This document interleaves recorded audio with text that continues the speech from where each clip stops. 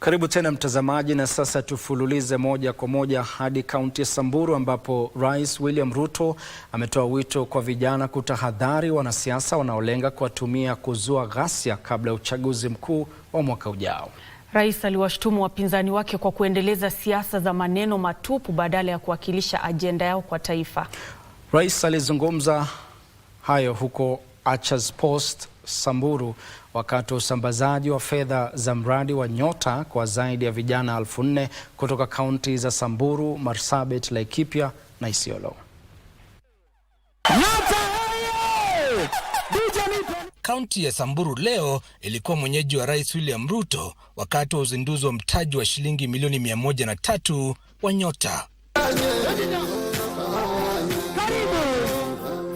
Wafanyi biashara chipukizi 4,159 kutoka kaunti za Isiolo, Laikipia, Marsabit na Samburu walipokea shilingi 22,000 kila moja kupitia simu zao za rununu. Ikibamba sana basi pulito. Rais akisema vijana ndio rasilimali kubwa zaidi kwa taifa. And I want to assure you, the young people of our nation, that this administration, we have developed for the first time the most deliberate plan for the young people of our nation. Siasa imechukua nafasi kubwa. Wanasiasa na viongozi ni maneno tu ya kupiga kura, maneno ya kupiga kura, lakini kupiga kura ni siku moja. Mimi ni mwanabiashara na nafanyanga biashara ya kushona sweta na uniform ya shule. Sasa saa hii ni wakati wangu sasa. Kwa sababu shule imefunguliwa, watu wako busy, sasa hii ndio napata biashara sasa.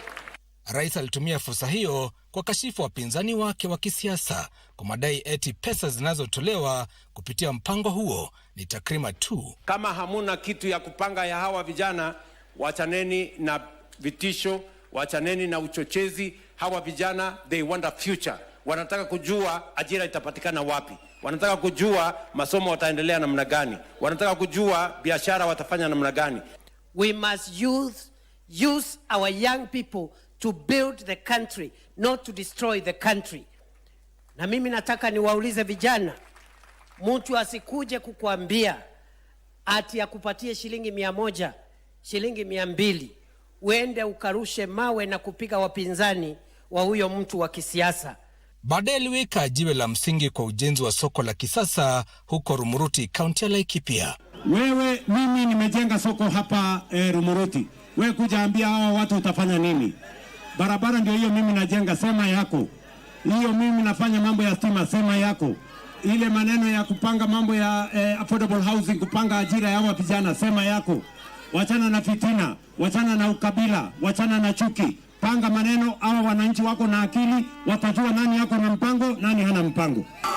Hawa wapinzani wako wengi hawana hata ile nguvu ya kupishana na wewe. Wala ni watu ya rika yangu tu, pengine wakaribia kipiki kidogo, lakini watu wako chini sana kwa rais.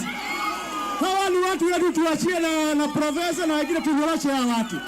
Rais William Ruto ameendelea kuwasuta vinara wa upinzani akiwaagiza kukomesha siasa duni na badala yake kuelezea ajenda zao za maendeleo. Miaka 2 tu ikisalia kabla ya uchaguzi mkuu. Giverson Maina, Darubini, Rumuruti katika kaunti ya Laikipia.